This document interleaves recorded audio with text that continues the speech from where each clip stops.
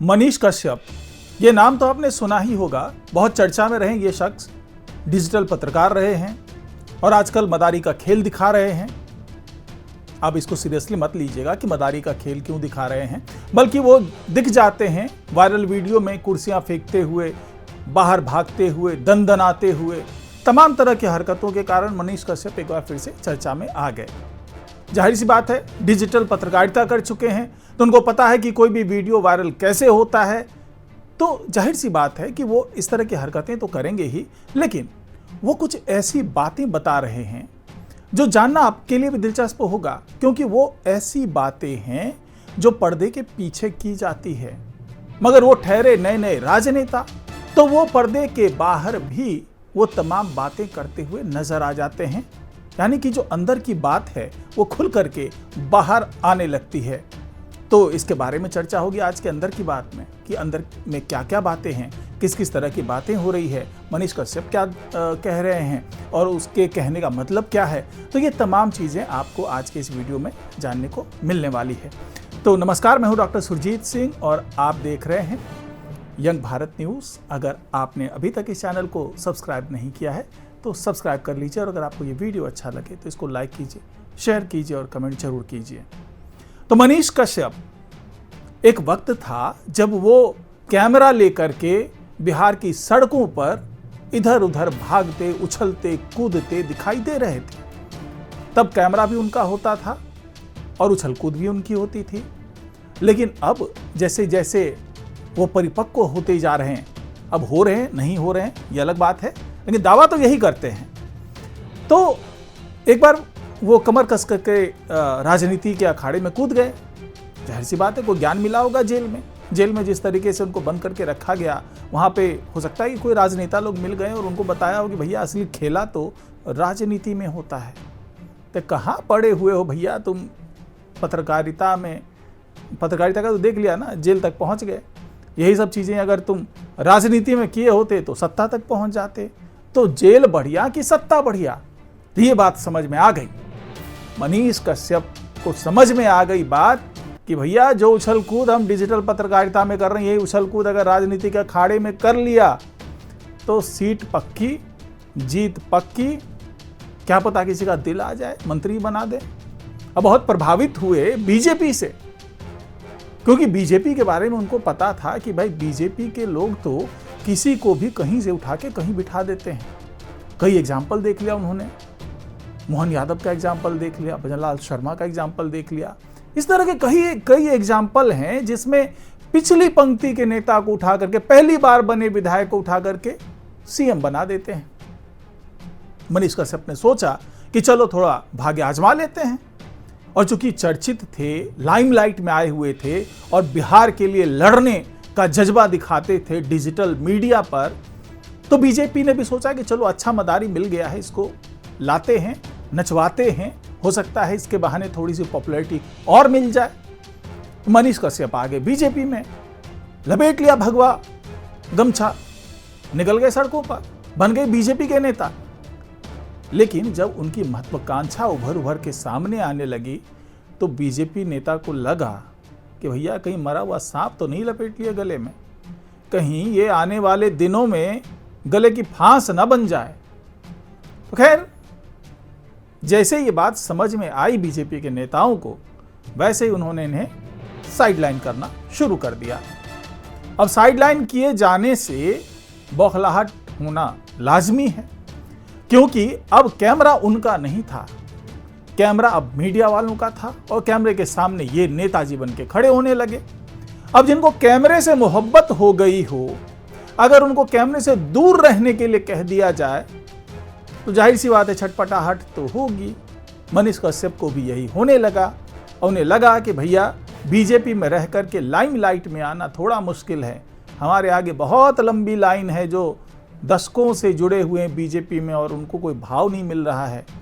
उन्होंने देख लिया था, शत्रुघ्न सिन्हा को देख लिया था, उन्होंने रविशंकर प्रसाद को देख लिया, उन्होंने तमाम ऐसे लोगों को देख लिया बिहार में ही जिनको साइडलाइन कर दिया गया था बीजेपी में, बड़े बड़े नेता को।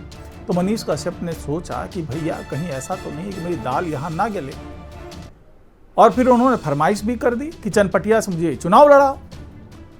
अब लगा कि भैया ये नया नया लौंडा, कल का लौंडा आकर के भाई टिकट मांग रहा है।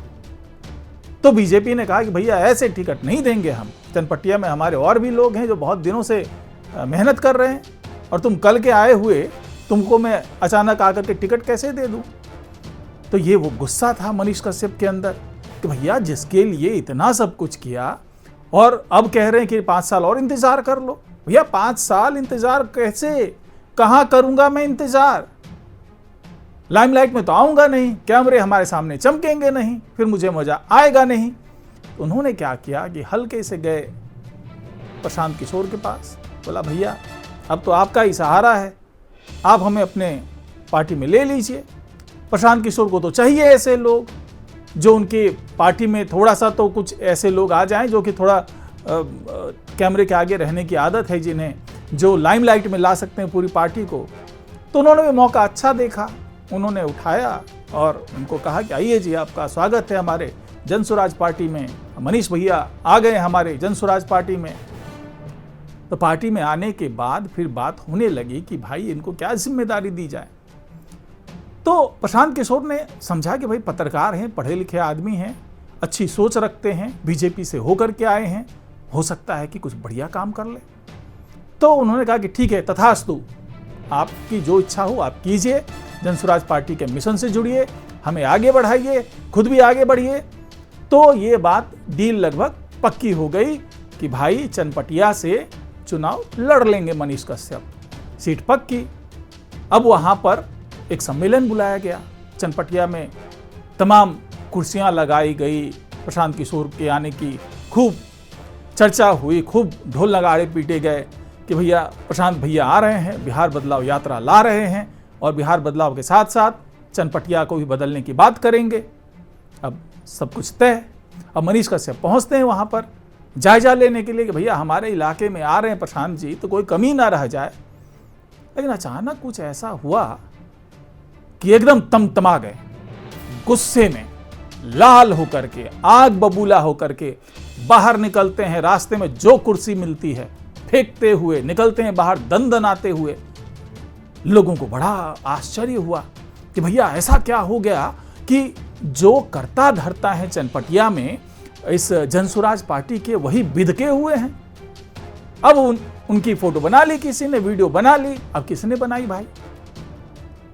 लेकिन जिसने भी बनाई वायरल तो हो गई। वो वायरल होते ही एक बार फिर से चर्चा में आ गया मनीष कश्यप कि लगता है जनसुराज पार्टी से इनका मोह भंग हो गया।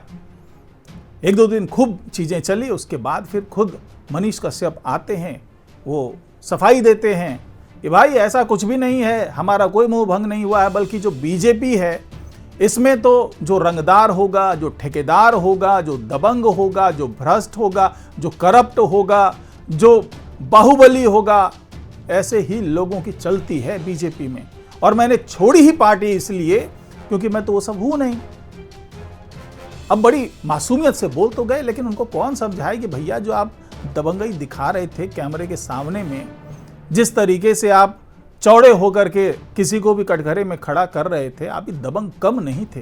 ये अलग बात है कि आप कैमरे के आगे दबंग थे। तो अब जब ये बोल गए कि बीजेपी को इसके लिए छोड़ा, तो अब सवाल ये उठा कि इसके लिए छोड़ा या चनपटिया में टिकट नहीं मिली इसके लिए छोड़ा। तो तुरंत बोलते हैं अरे भैया ऐसा कुछ नहीं है, हमारे पास देखिए हमारी तो बातचीत होती है, मनोज तिवारी जी की से बात हुई है, हमारी फलां से बात हुई, चिल्ला से बात हुई, इनसे बात हुई, उनसे बात हुई, तमाम नाम गिना दिया इन्होंने कि भाई इन लोगों से बात हुई थी, मेरी टिकट तो फाइनल थी, लेकिन हम ही हैं जो हमने मना कर दिया और हमने जनसुराज पार्टी का दामन थामा है। अब यहां पर सवाल ये उठता है कि वाकई जो मनीष कश्यप बाबू हैं वो बदलाव लाना चाहते हैं, कानून व्यवस्था ठीक करना चाहते हैं, या फिर अपने स्वार्थ की ओर देख रहे हैं? क्योंकि पहले भी उन पर तमाम तरह के सवाल उठे थे कि पत्रकारिता की आड़ में तमाम चीजें कर रहे हैं वो। तो इस बार जो वो जुड़े जनसुराज पार्टी से, तो क्या उसके पीछे ये नहीं था कि उन्हें अब टिकट चाहिए चनपटिया से, जो कि मिल गई टिकट उन्हें, और बाद में फिर ये आरोप लग गया कि भाई इनकी कुछ बन नहीं रही है। और आरोप भी ऐसा आरोप कि उनको यहां तक कह दिया गया कि शायद वो जिस तरीके से जातिवाद की राजनीति कर रहे हैं प्रशांत किशोर, वो मनीष कश्यप को समझ में नहीं आ रही बात। प्रशांत किशोर जो राजनीति कर रहे हैं उस अल्पसंख्यकों को बढ़ावा देने की बात कर रहे हैं, जो अति पिछड़े हैं उनको बढ़ावा देने की बात कर रहे हैं, तो मनीष कश्यप उसमें फिट खुद बैठ नहीं रहे हैं। तो चनपटिया में भी शायद ऐसा ही हुआ कि जो प्रशांत किशोर हैं उन्होंने इनको साधारण कार्यकर्ताओं की तरह बिठा दिया। अब ये ठहरे भाई नेता, उन्होंने कह दिया कि भैया ऐसे कैसे, हमें कार्यकर्ता की तरह कैसे बिठा दिया, हमें विशेष मिलना चाहिए था, तवज्जो मिलनी चाहिए थी हमें। तो जिस तरीके से मनीष कश्यप को लगा कि भाई जिस तरीके से हमको बीजेपी में साइडलाइन कर दिया गया, कहीं यहाँ भी तो साइडलाइन करने की बात नहीं चल रही। एक तो जनसुराज पार्टी खुद ही साइडलाइन पार्टी है और साइडलाइन पार्टी में भी साइडलाइन, इससे बढ़िया तो बीजेपी में साइडलाइन हो जाते, कहीं का कुछ ना कुछ किसी निगम का कुछ अध्यक्ष बना दिया जाता, भले विधायक ना बनते, कुछ ना कुछ दे दिया जाता, प्रभारी बना देते। तो अगर साइडलाइन ही होना है, प्रभारी ही बनना है, तो बड़ी पार्टी का बनेंगे, छोटी पार्टी का बन करके क्या करना आप। तो ये खींच शायद ऐसी थी जिसके कारण उनको इतना गुस्सा आ गया, बाहर कुर्सियां फेंकते हुए निकले। हालांकि उन्होंने कहा कि मेरे भाई को गाली दे दी इसीलिए मुझे गुस्सा आ गया। अरे भाई साहब, यहां भाई क्या माई क्या, कोई भी गाली के लपेटे में आ सकता है। सार्वजनिक जीवन में जब आप आ रहे हैं तो आप इस बात की फिक्र तो बिल्कुल ना करें कि आपकी माई को गाली पड़ रहा है, आपके भाई को गाली पड़ रहा है, आपकी बहन को गाली पड़ रहा है या आपको गाली पड़ रहा है। कहीं भी गाली पड़ रही हो आपको, इस बात को थोड़ा सा आपको नजरअंदाज करना पड़ेगा। जब पीएम मोदी जैसे आदमी नजरअंदाज कर गए तो आपकी तो बखत क्या है भैया, आपकी क्या हैसियत है। लेकिन बहाना तो कोई ना कोई होना चाहिए, क्योंकि उनको यह भी दिखाना है कि भैया बीजेपी ने तो छोड़ दिया, कहीं जनसुराज पार्टी ने साइडलाइन कर दिया तो क्या होगा। तो एक तरफ तो कास्ट डिप्लोमेसी की बात करते हैं, सुपरमेसी की बात करते हैं और ये जताते हैं कि हम तो साफ स्वच्छ राजनीति करने आए थे, लेकिन लगता है कि जनसुराज पार्टी, और ये हालांकि अंदर की बात है, दबी हुई बात है। अब आपको क्या क्या बताऊं मैं कि इस तरह की बातें तो मनीष कश्यप खुद ही बोल रहे हैं। अंदर की बात तो यहां तक है कि जब मनीष कश्यप को लगा कि भाई आजकल तो मैं वायरल ही नहीं हो रहा, पत्रकारिता क्या छोड़ी कि लोग मुझे भूलने लगे। सच भी है, बड़े बड़े पत्रकार हुए हैं, बड़े बड़े टीवी के धुरंधर हुए हैं, जो एक बार कैमरे के सामने से हट जाए तो लोग धीरे धीरे भूल जाते हैं। अब मनीष कश्यप को लगा कि भैया अब तो कैमरे के आगे आना चाहिए किसी भी तरीके से, और वीडियो कैसे वायरल होता है, कैसे क्लिकबेट होता है, किस तरीके से बात का बतंगड़ बनाया जाता है, उससे बढ़िया और कौन जानता है। मनीष कश्यप तो इसकी धंधा कर चुके हैं। इसकी जब धंधेबाजी कर चुके हैं वायरल वीडियो कराने की, तो उनको तो पता है कि वायरल कैसे होता है वीडियो। तो अंदर खाने की बात तो यहां तक है कि शायद उनका ही कोई बंदा था जिसने ये वीडियो बनाया और वीडियो बनाकर डाल दिया, वायरल हो गया। और वायरल होने का नतीजा ये हुआ कि मीडिया वाले पीछे पीछे पहुंच गए। मनीष कश्यप तो एक तरीके से कह लीजिए कि बिहार में सेलिब्रिटी का रुतबा रखते हैं, तो मीडिया वाले भी पहुंचे, माइक लगा दिया मुंह पे और पूछ लिया कि भैया क्या हुआ। तो धीरे धीरे वो पॉपुलर और होने लगे। तो बिना पैसे के वायरल कैसे हुआ जाए, बिना पैसे के सब जगह दिखना कैसे शुरू हो जाए, ये तो बढ़िया जानते हैं ना मनीष कश्यप। शायद यही वजह है कि वो बीजेपी को भी गाली दे रहे हैं, वो जनसुराज पार्टी को गाली दे रहे हैं, लेकिन अंदर अंदर गाली दे रहे हैं। अब उनका मिशन केवल ये है कि भैया किसी तरह से जीत जाएं, और जीत गए तो उसके बाद फिर सौदेबाजी करने के लिए हम तो आज़ाद हैं। हो सकता है कि जब सरकार बने, जनसुराज पार्टी के पास 2 या 3 विधायक हों, तो विधायक तोड़ करके पहुंच जाएं उस पार्टी के पास जो पहले से सत्ता में पहुंचने की जोड़ तोड़ में जुटी हुई हो। कुछ भी हो सकता है। हालांकि ये सब अनऑफिशियल है, इसको आप आधिकारिक बात नहीं कह सकते, इसकी बहुत पुष्टि नहीं की जा सकती, लेकिन इस तरह के कयास जरूर लगाए जा रहे हैं राजनीतिक गलियारे में। अंदर खाने से ये बातें निकल करके आ रही है। खैर, अब तो देखते हैं कि मनीष कश्यप जी और क्या आने वाले दिनों में किस तरह की राजनीति करते हैं। हमारी तो शुभकामनाएं हैं कि अगर आप अच्छी राजनीति करके सरकार में पहुंच जाते हैं तो कुछ भला कर दीजिएगा। हम लोग भी पत्रकार ही हैं, पत्रकार के साथ साथ आम जनता का भी भला हो जाए तो बहुत अच्छा हो जाएगा। तो आज की रिपोर्ट में अंदर की बात फिलहाल इतना। नमस्कार।